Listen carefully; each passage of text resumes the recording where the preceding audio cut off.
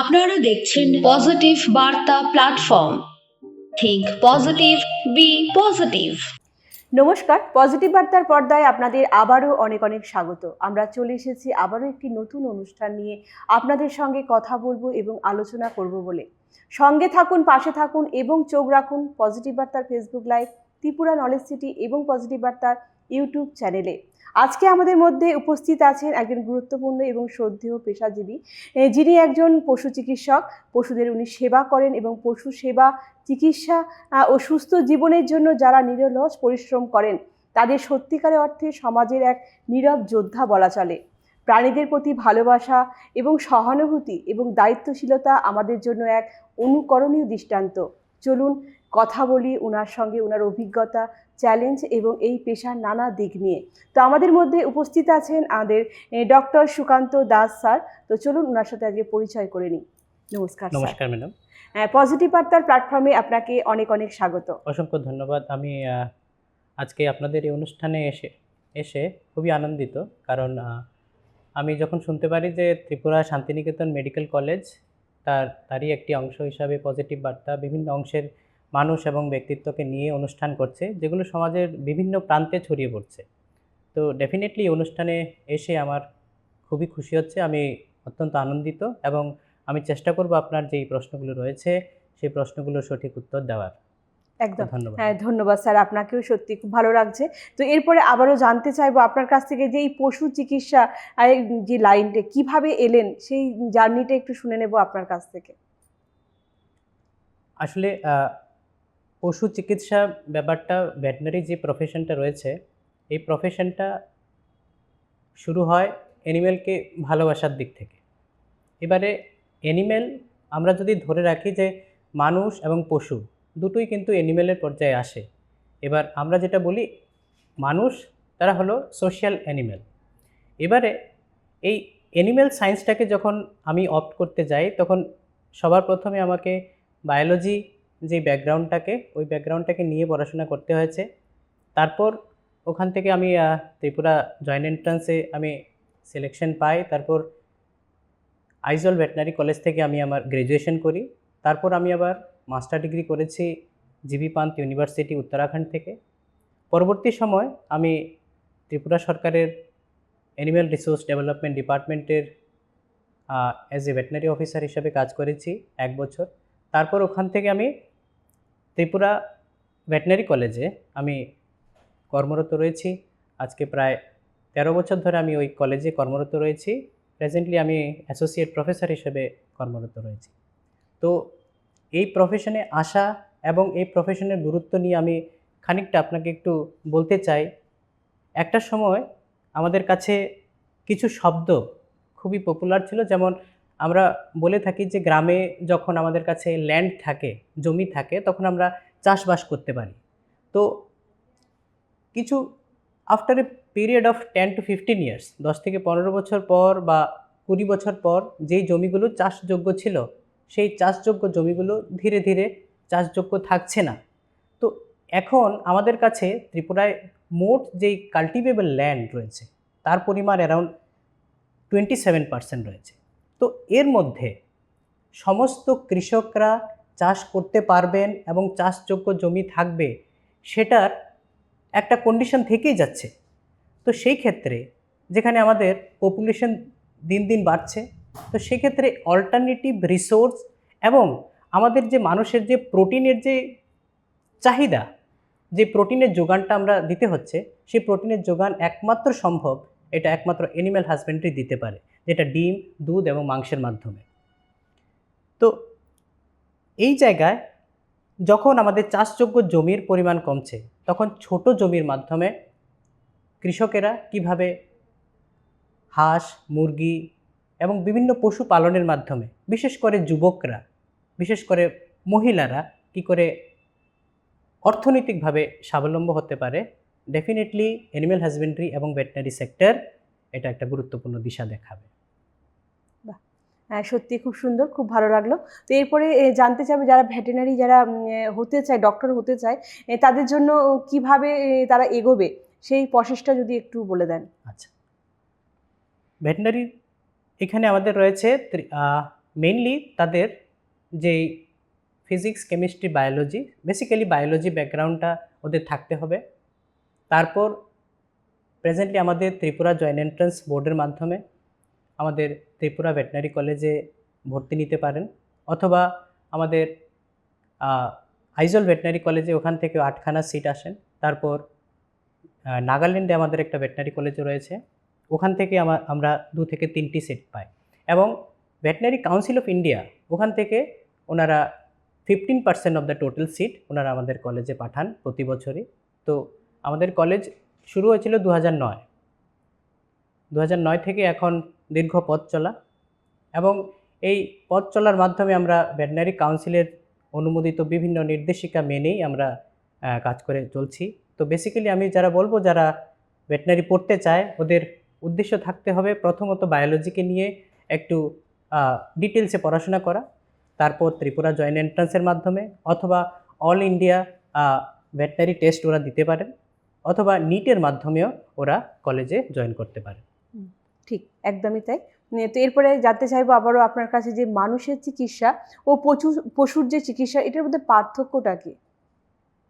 ওকে, আসলে মানুষের চিকিৎসা এবং পশু চিকিৎসার মধ্যে বিশেষ যে পার্থক্যটা রয়ে যায় সেটা হলো, আমার যদি কোথাও ব্যথা হয় তবে সেটা আমি এক্সপ্রেস করতে পারছি, কিন্তু একটি পশু তার সেই এক্সপ্রেশন করতে পারছে, কিন্তু আমি মানুষ হিসাবে তাকে ধরতে পারছি না।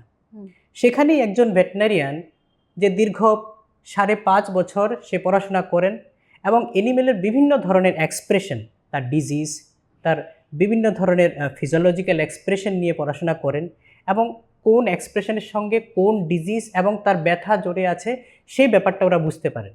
তো এই জন্য ভেটেনারি প্রফেশনকে আমরা বলি যে we listen to the soundless.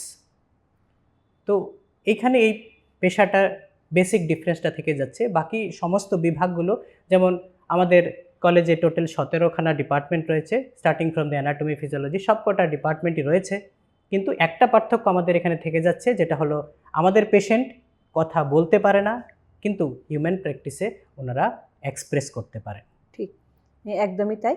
যে পশুরা যখন তাদের কিছু অসুবিধা হয় তখন তারা মুখ ফুটে যেটা বলতে পারে না, যেটা মানুষ বলতে পারে, এটাই হচ্ছে এখানে ডিফারেন্স। আর মোটামুটি সবই একই রকমই থাকে এবং ট্রিটমেন্টের ক্ষেত্রেও মোটামুটি একই রকমই চলে।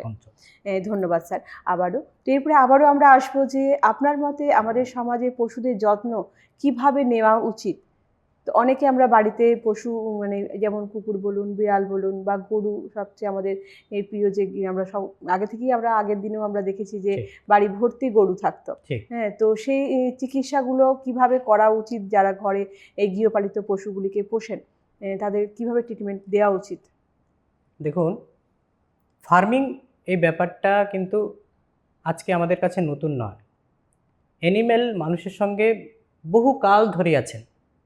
তো বিশেষ করে ফার্মিং শেখাবো কোনো ফার্মারকে, সেটা সম্ভব নয়। কিন্তু এই প্রাকৃতিক কিছু পরিবর্তন, যেমন জলবায়ুর পরিবর্তন, অনেক নতুন ধরনের রোগ আসছে আমাদের মাঝে। কিছুদিন আগেই আপনারা হয়তোবা আমরা সবাই জানি যে করোনা আউটব্রেক, সবাই জানি যে সেটা আলটিমেটলি এসছে কোত্থেকে? This is due to exposure to the animal, আমরা যেটা বলতে পারি যে ওয়াইল্ড অ্যানিম্যাল থেকে এসছে। তো এই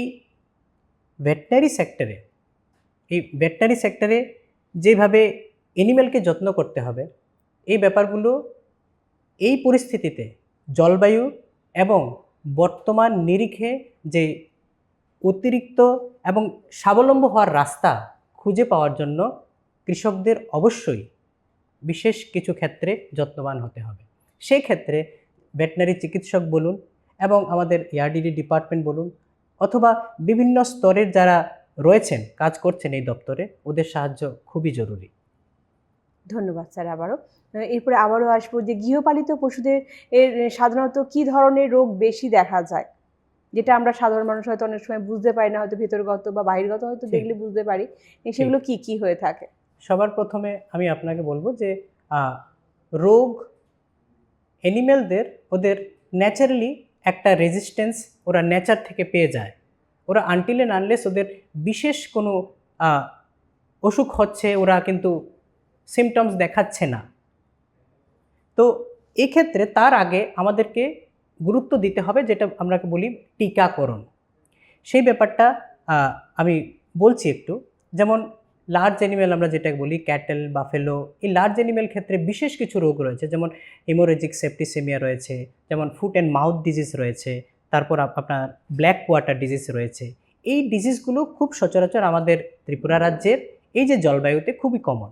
তো এই ডিজিজের অ্যাগেনস্টে আমরা টিকাকরণ করে যদি নিশ্চিত করতে পারি, তবে এই ডিজিজগুলোর আউটব্রেক খুবই কম থাকে। তাছাড়া অ্যানিমেলের ক্ষেত্রে কিছু মেটাবলিক ডিজিজ আমাদের হয়ে থাকে, যেমন টিম্প্যানি, অ্যালকালোসিস, বিভিন্ন ধরনের মেটাবলিক ডিজিজ হয়, যেই ডিজিজগুলো ফার্মারের একটু সচেতনতা থাকলেই হয়তোবা আমরা এগুলো থেকে মুক্ত পেতে পারি। যেমন আমরা বার্ডের কথা বলতে পারি। বার্ডের ক্ষেত্রে তার বিভিন্ন ধরনের ভ্যাকসিনেশন রয়েছে। যেমন এটা শুরু হয় 0 ডেজ থেকে, আমাদের ভ্যাকসিনেশন শুরু হয় 0 ডেজ, 4 ডেজ, তারপর 14 ডেজ, তারপর শুরু হয় 28 ডেজ, তারপর 70 ডেজ। এই বিভিন্ন দিনে রানীক্ষেত ডিজিজ, ইনফেকশাস ব্রঙ্কাইটিস, বিভিন্ন ধরনের ভ্যাকসিনেশন শিডিউল রয়েছে আমাদের। তো অ্যাকর্ডিংলি সেই ভ্যাকসিনগুলো যদি করা হয়, তবে আমরা শুধুমাত্র একটি বার্ডকে বাঁচাবো না, এবং বার্ডের যে অসুস্থ শরীর খারাপগুলো হয়, এগুলো হয় সবসময় একটা ফ্লকে হয়। আপনি কখনো এরকম পাবেন না যে একটা মুরগি বা একটা হাঁস মারা যাচ্ছে, আপনি পাবেন হয়তোবা 10টা একসঙ্গে মারা গেছে, হয়তোবা 20টা একসঙ্গে মারা গেছে। তো এই জন্য ভ্যাকসিনেশন আমরা যখন করি, আমরা অ্যাট এ ফ্লকে আমরা ভ্যাকসিনেশন শিডিউল করে থাকি। ঠিক আছে। তো এটা কি সিজন ওয়াইজ তাদের ভ্যাকসিনগুলো দেওয়া হয় না টিকাকরণ যেগুলি বললেন আর? হ্যাঁ, এটা শিডিউলে আমরা দেই। সাধারণত একটা রোগ আমাদের খুব রয়েছে, এবং গভর্নমেন্ট অফ ইন্ডিয়া রিসেন্টলি খুব সম্ভবত ডিক্লেয়ার করতে চলছে, এই ডিজিজটা ইরাডিকেট হয়ে যাচ্ছে, যেটাকে আমরা খুরপিরা রোগ বলি, যেটা FMD আমরা বলে থাকি। এটা পায়ে এবং জিহ্বায় যেটা ক্ষত হয়। এই ভ্যাকসিনেশনটা সাধারণত আমরা 4 থেকে 5 মাস বয়সেই বাছুরকে আমরা দিতে পারি। তারপর আমরা এটাকে বছর বছর আমরা বুস্টার হিসাবে রিপিট করি। তারপর আমাদের আরেকটা ভ্যাকসিন রয়েছে, যেমন যেটাকে আমরা বলি গলা ফোলা, যেটাকে HS, আরেকটা হলো ব্ল্যাক কোয়াটার, যেটাতে মাসেল ফুলে যায়। এটা একটা ব্যাকটেরিয়াল ডিজিজ। এই দুটো ডিজিজের একটা কম্বাইন্ড ভ্যাকসিন আমাদের আছে, যেটা 6 মাসে আমরা দিই, এবং তারপর আমরা বুস্টার ডোজটা দিই বছর বছর। মোস্টলি আমাদের যে FMD ভ্যাকসিনেশনটা আমরা দিই, সেটা বর্ষার ঠিক আগ মুহূর্তে আমরা দিয়ে থাকি। আর কিছু ডিজিজ যেমন অ্যানথ্রাক্স, যেটার একটা জুনোটিক ইম্পর্টেন্সও রয়েছে, এটা মানুষের মধ্যে ছড়িয়ে যেতে পারে। ওই ডিজিজটা যখন আউটব্রেক হয়, তখন আমরা ওই আউটব্রেক যেই অঞ্চলে হয়েছে ওখানে আমরা ভ্যাকসিনেশন করে থাকি।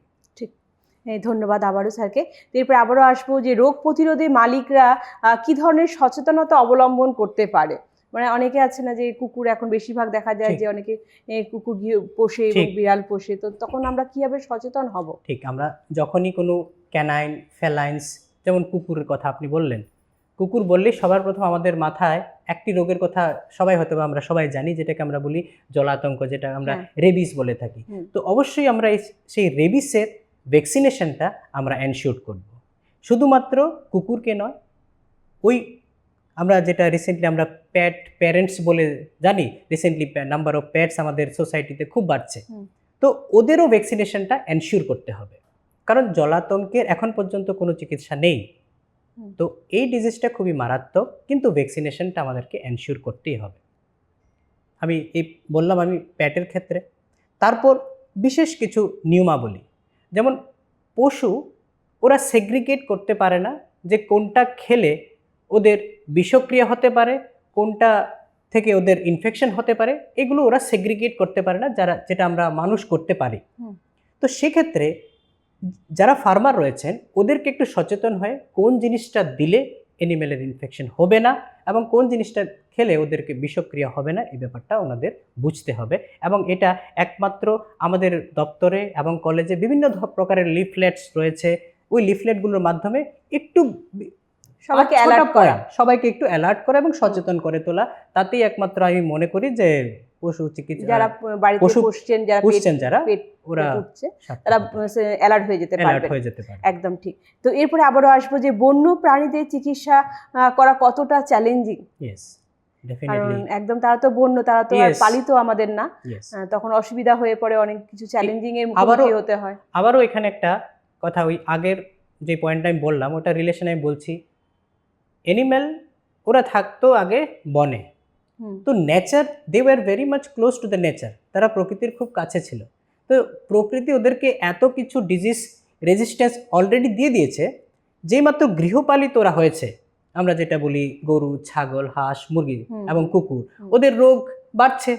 এবার বন্য প্রাণীতে রোগ কম হয়, কিন্তু যখন হয় ওদেরকে কন্ট্রোল করতে গেলে আমরা ওদেরকে ডাইরেক্ট কন্ট্রোল করতে পারি না। এক্ষেত্রে ওদেরকে অ্যানেস্থেসিয়া দিয়ে বা ট্রাঙ্কুলাইজ করে আমাদের সিপাহীজলাতে যারা ডাক্তারবাবুরা রয়েছেন ওরা বিশেষ পদ্ধতিতে ওদের চিকিৎসা করে থাকেন। ঠিক, একদম। তো না হলে তো ওদের আমরা সেইভাবে আমরা তো সেই পালিত পশু না যায়, তাদেরকে আমরা সেইভাবে ট্রিটমেন্টটা দিতে পারবো। মেইন ফ্যাক্টরটা থাকে আমাদের রিস্ট্রেইন করা, অ্যানিমেলটাকে কন্ট্রোল করা। ঠিক, একদমই তাই। আবারও আসবো যে আপনার আর প্রতিদিনের কাজের রুটিনটা কেমন হয় এই কাজের ক্ষেত্রে? আমার বেসিক্যালি কাজের রুটিনটা থাকে, আমি তো প্রেজেন্টলি কলেজে আছি, তো বেসিক্যালি আমি টিচিংয়ের সঙ্গে জড়িত। আমি সকালে আমি যে বিভাগটা পড়াই সেটা হলো শরীর রচনা বিভাগ, যেটা আমরা অ্যানাটমি বলে থাকি।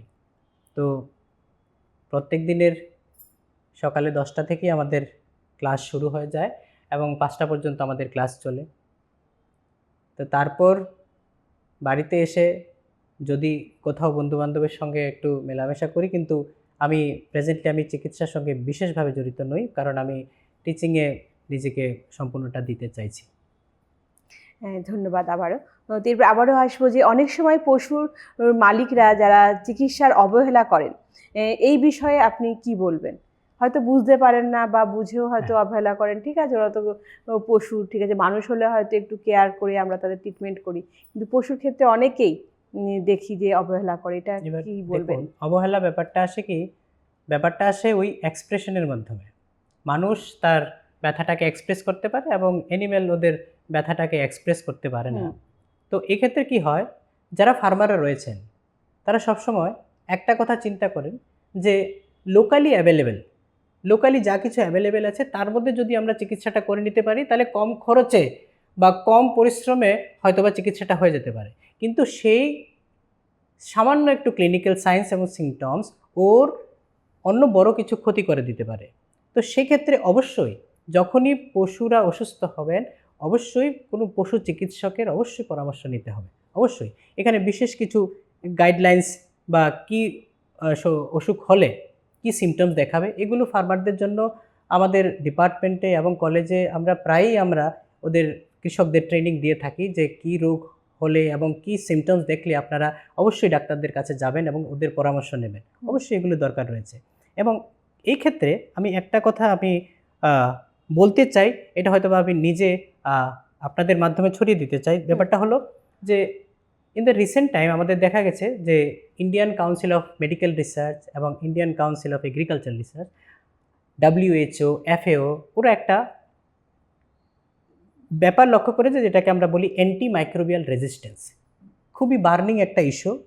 মানে আমরা যে অ্যান্টিবায়োটিকটা খাচ্ছি সেই অ্যান্টিবায়োটিকটা আর কাজ করছে না। আমরা যখনই কোনো হাসপাতালে যাই তখন আমরা প্রায়ই শুনি যে ওই পেশেন্টটা যে অ্যান্টিবায়োটিক দেওয়া হচ্ছে সেই অ্যান্টিবায়োটিকটা আর কাজ করছে না। এবার WHO কী করেছে, ওরা ব্যাপারটাকে বলেছে আপনারা একটা কনসেপ্টকে অ্যাডপ্ট করুন, যে কনসেপ্টটা হলো ওয়ান হেলথ কনসেপ্ট। এই ওয়ান হেলথ কনসেপ্টের 3টে অ্যাসপেক্ট থাকে, একটা হলো অ্যানিম্যাল, একটা হলো নেচার, আর একটা হলো হিউম্যান। এবার বিশেষ কোনো অসুখ বা জীবাণু যদি হয় সেটা এই 3টে সার্কেলের মধ্যেই ঘুরবে।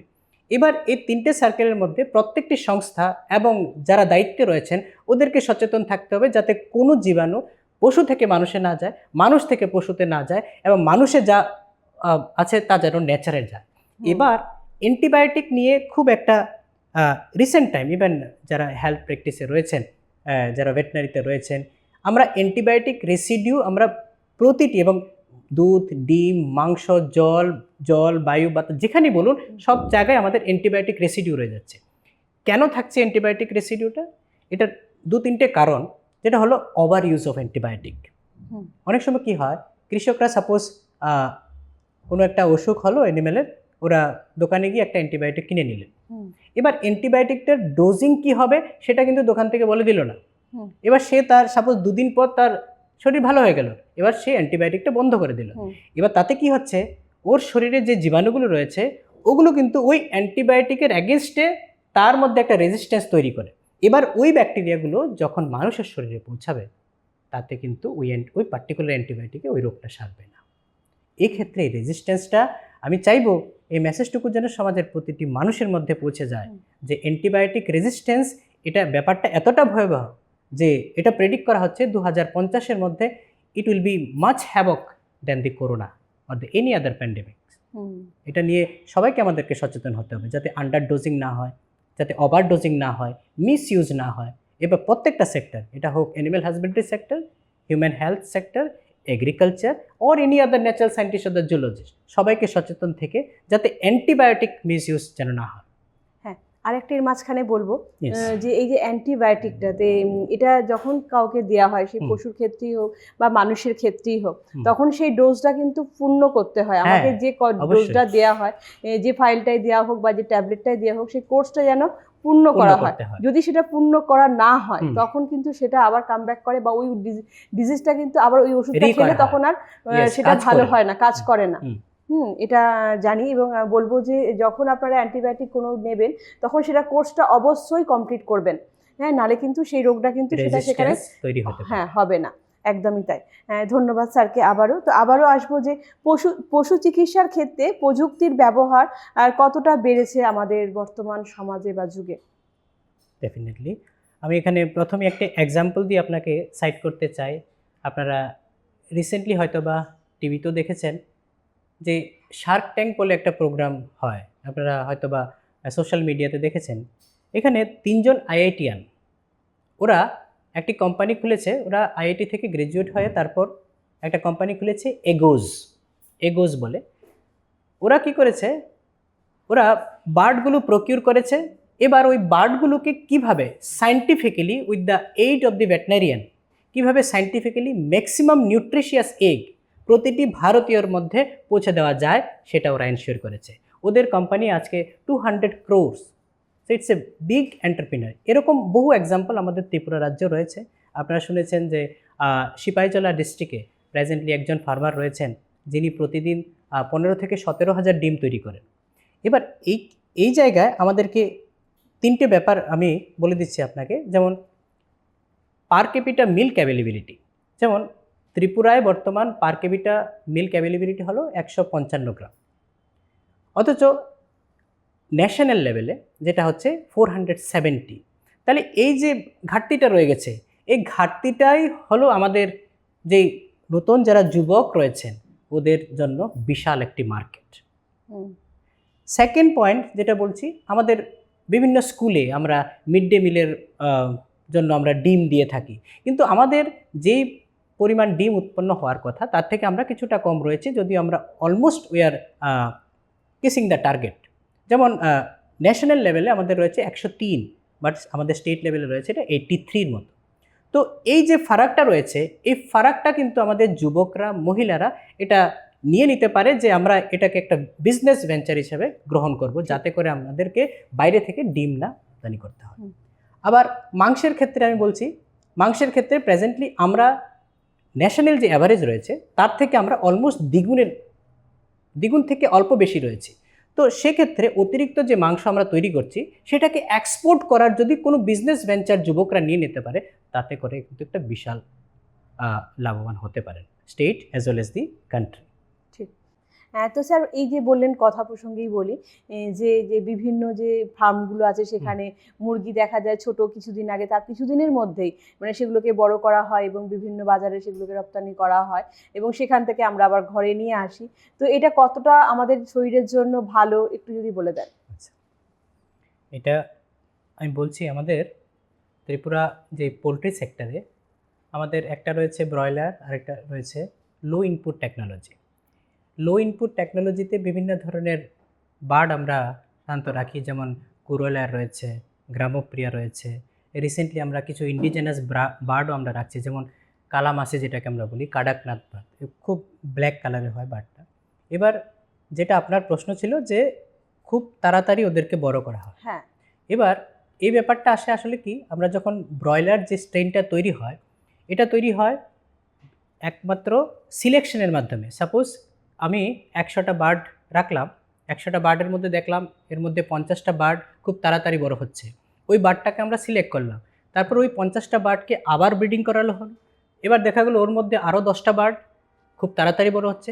এবার ওই যে প্রিসাইজ যে স্ট্রেইনটা যেটা তৈরি হয় এই সিলেকশনের মাধ্যমে, ওই ব্রিডটাকেই আমরা ব্রয়লার হিসাবে কনসিডার করি। বিভিন্ন ধরনের স্ট্রেইন রয়েছে। এবার এখানে একটা কন্ডিশন রয়েছে যেটাকে আমরা বলি FCR, ফিড কনভার্সন রেশিও। এবার বিভিন্ন ধরনের ব্রয়লারের তাদের ফিড কনভার্সন রেশিও এবং ফিডকে কীভাবে মাংসে রূপান্তরিত করা, এটার পরিমাণটা বিভিন্ন হয়। তো এক্ষেত্রে ব্রয়লারের যেটা ফিড কনভার্সন রেশিও রয়েছে, এটা আমরা 32, আগে ছিল কি 35 to 36, এখন 33, 34-এর মধ্যে এটা 1.8 to 2 কিলোস হয়ে যায়। এবার এতে করে উইদাউট এনি গ্রোথ প্রমোটার, কোনো আর্টিফিশিয়াল কোনো সাপ্লিমেন্ট না করেই সে এই ওজনটা পেয়ে যায়। এতে করে মানুষের এতে করে কোনো অসুবিধার কোনো কারণ নেই। ঠিক, আর্টিফিশিয়াল যদি না হয় তখন তাহলেই বলবো যে কোনো অসুবিধার কারণ সেখানে নেই। ধন্যবাদ আবারও। তো এরপরে আবারও জানতে চাইবো যে আপনার জীবনে সবচেয়ে কঠিন বা চ্যালেঞ্জিং ঘটনা কখনো ঘটেছিল, একটু যদি থাকে শুনে নেব। হ্যাঁ, ডেফিনেটলি চ্যালেঞ্জিং ঘটনা বলতে আমি আমার এই ভেটেনারি প্র্যাকটিস রিলেটেডই বলবো। তখন আমি যখন চাকরিতে জয়েন করি, তখন বিভিন্ন ধরনের কেস আমার কাছে আসতো, কিন্তু এতটা এক্সপিরিয়েন্স ছিলাম না বলে ওগুলোকে সাডেনলি হ্যান্ডেল করা এবং কৃষকদেরকে হ্যান্ডেল করা ডেফিনেটলি চ্যালেঞ্জিং ছিল। ওর মধ্যে একটা বিশেষ ঘটনা আমার খুব মনে পড়ে। ওই একটা কাউ যেটা মানে ওর একটা ডিস্টোকিয়ার সমস্যা ছিল, মানে পার্চুরেট করতে পারছিল না। তো আমি রবিবার রাত, তখন আমি বাড়িতে ছিলাম, তখন ওখান থেকে একজন ফোন করেন যে ডাক্তারবাবু আপনাকে ইমিডিয়েটলি আসতে হবে, আমার গরুটা তো পার্চুরেট করতে পারছে না। তো আমি আগরতলায়, আর আমার পোস্টিং ছিল তখন শ্রীনগর, একদম সাবরুমের আগরতলা বাংলাদেশ বর্ডার। তো ওই রাত্রে প্রায় 3টা, 3:30 পর্যন্ত ওনার সঙ্গে আমি কথা বললাম। তখন মোবাইল এত টেকনোলজিক্যালি এত ভালো মোবাইলও ছিল না যে ভিডিও কল করে আমি ওনাকে দেখে দেবো। তারপর আমি বললাম যে আপনি একটা কাজ করুন, গরুটাকে একজন শুয়ে দিন। কিন্তু গরুটা আস্তে আস্তে কোলাপস করছিল, কারণ সে বাচ্চাটা প্রসব করতে পারছিল না। নেক্সট মর্নিং আমি, রাতে তো ঘুম হয়নি, কারণ একটা টেনশন ছিল, কারণ এখানে একটা ক্রাউডও ছিল, সবাই জমা হয়ে গেছে হাসপাতালে সব। তখন পরদিন সকালবেলা ভোর 4:30টায় আমাদের বটতলা থেকে একটা বাস নিয়ে সোজা চলে যাই। তারপর ওখানে গিয়ে একদম প্রান্তিক অঞ্চলে, ওখানে বিশেষ কোনো পরিষেবা নেই। আমাদের কিছু ইনস্ট্রুমেন্ট দরকার হয়, কিছু আপনার মেডিসিন দরকার হয়, সেলাই করতে হবে, ওই সমস্ত ব্যবস্থা দরকার হয়, ম্যান পাওয়ার চাই। একটা ক্যাটেলের পার্চুরেট করানো it's a very difficult job বলতে গেলে। ঠিক আছে, দাঁড়িয়ে পড়লাম। তারপর 2-1 ছেলেকে ডাকলাম, তারপর বললাম ক্যাটেলটা তখন ইন দ্য মিন টাইম মানে অলমোস্ট কলাপস, ওর সিঙ্কিং অবস্থায় চলে যাচ্ছিল। তো যাক, আমি যাওয়ার সময় কিছু স্যালাইন আমি নিয়ে যাই সঙ্গে করে। তো ইমিডিয়েটলি গিয়ে স্যালাইন দিলাম। দেওয়ার পর ক্যালসিয়াম যাই দরকার লাগে দিলাম, কিন্তু তবুও প্রসবটা হচ্ছিল না। তখন 2-1 আমি তখন আমার কিছু সিনিয়র ডাক্তারবাবুকে বললাম যে ইনস্ট্যান্টলি আমি কি করতে পারি। তো ওরা বললো যে তুমি এটাকে সিজারিয়ান তো এখন করতে পারবে না, কারণ কোনো ব্যবস্থাই নেই। কারণ একদম গ্রামের গোয়ালঘর যেরকম আপনারা দেখেন, সেখানে তো করেও লাভ হবে না, ওটা মারাই যাবে।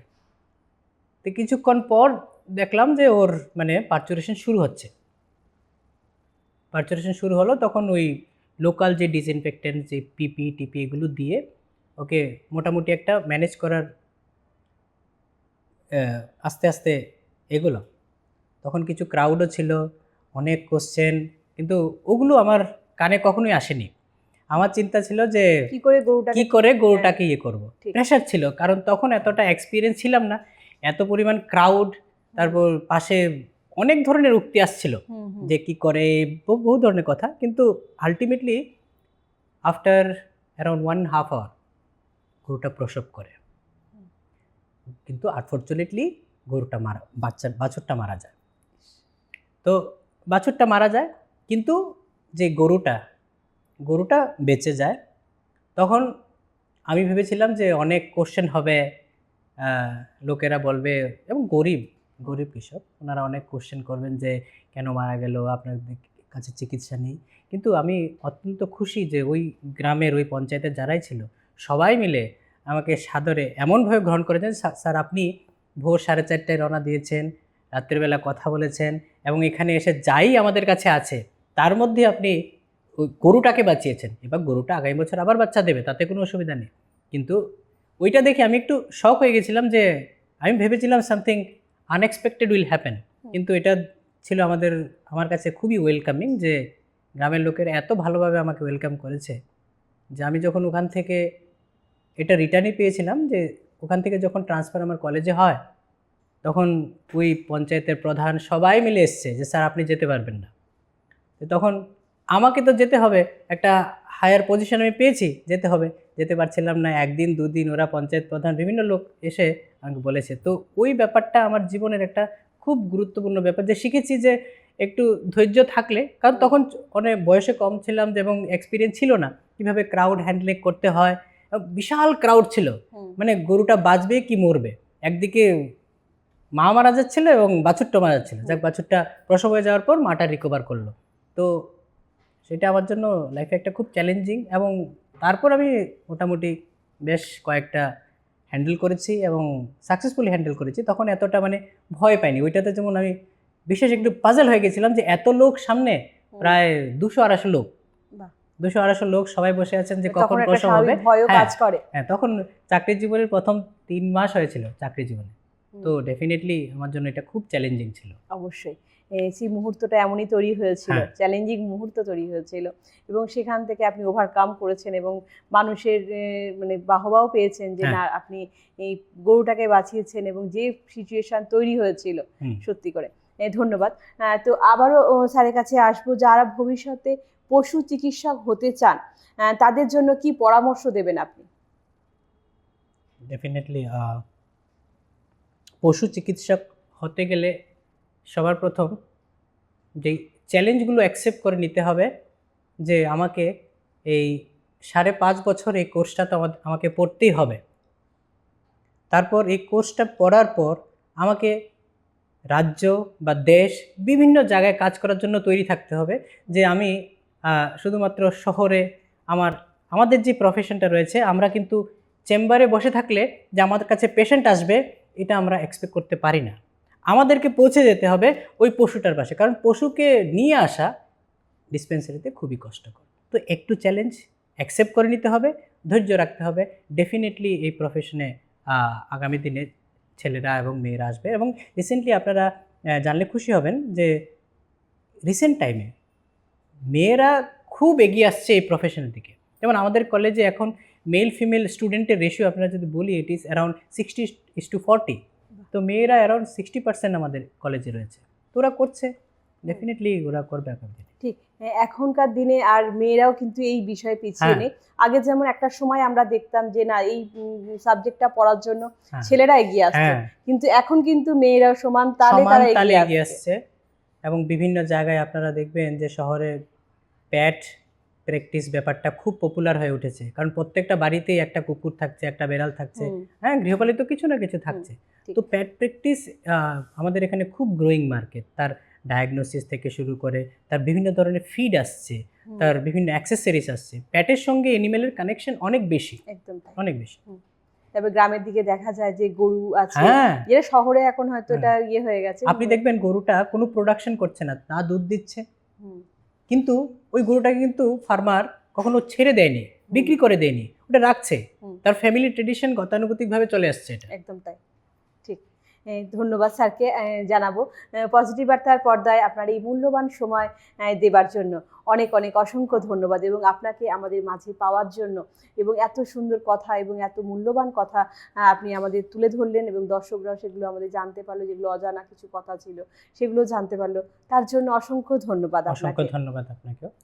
তো এরই মাঝে একটি বিশেষ বিজ্ঞপ্তি বলবো, যে আমাদের প্রেসিডেন্ট ডক্টর মলয় পীর স্যার, ওনার নেতৃত্বে সারা রাজ্য জুড়ে 1 বছরে 1 কোটি গাছ লাগানোর যে মহৎ প্রকল্প নেওয়া হয়েছে, তা সত্যিই একটি যুগান্তরকারী পদক্ষেপ।